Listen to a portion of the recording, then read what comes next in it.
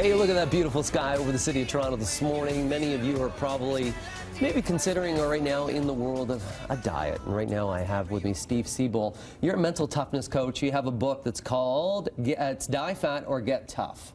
And first off, why is a mental toughness coach writing a book about diets? Well, mental toughness training is really about helping people control their emotions and manipulate their emotions to get what they want. And a lot of people want to lose weight, it turns out. Yeah, pretty popular. And there's a lot of myths, too, right, when it comes to losing weight. Absolutely. What are some of the ones that you've uncovered and that you kind of go through?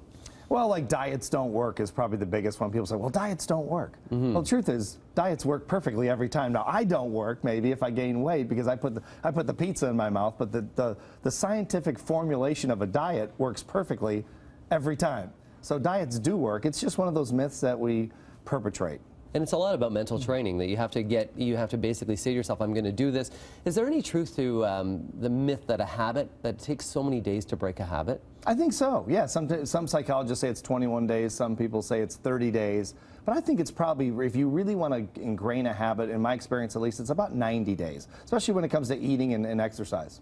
And then on the weekends, too, a lot of people say, this is another myth, I guess, that you could skip a diet on a weekend. Oh, yeah. How many of us have done that? I mean, I've done that plenty of times. So you think, well, I ate the pizza on Saturday night, so I'll just eat sort of regular, whatever I want on Sunday, and then I'll start over on Monday. Monday is never coming.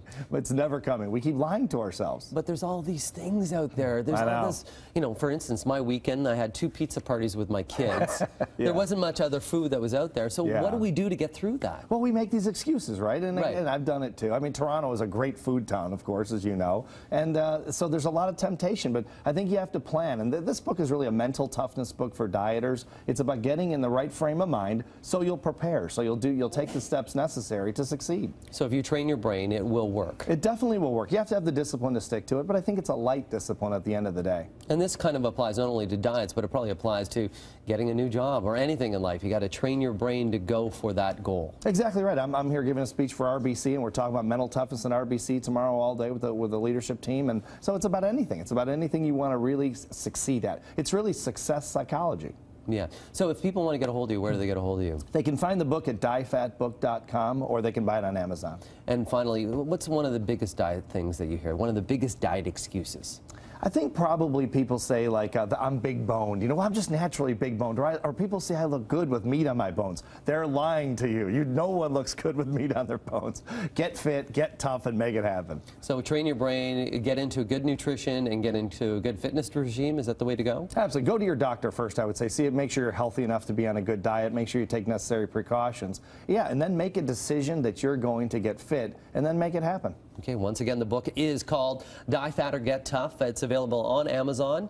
For more details, you can go to our website right here as well at bttoronto.ca. So we're going to take a break right now from Breakfast Television. Still lots more to come. Steve, thanks for coming in this morning. Appreciate you having me. Okay, we're going to take a break. We'll see you after the break.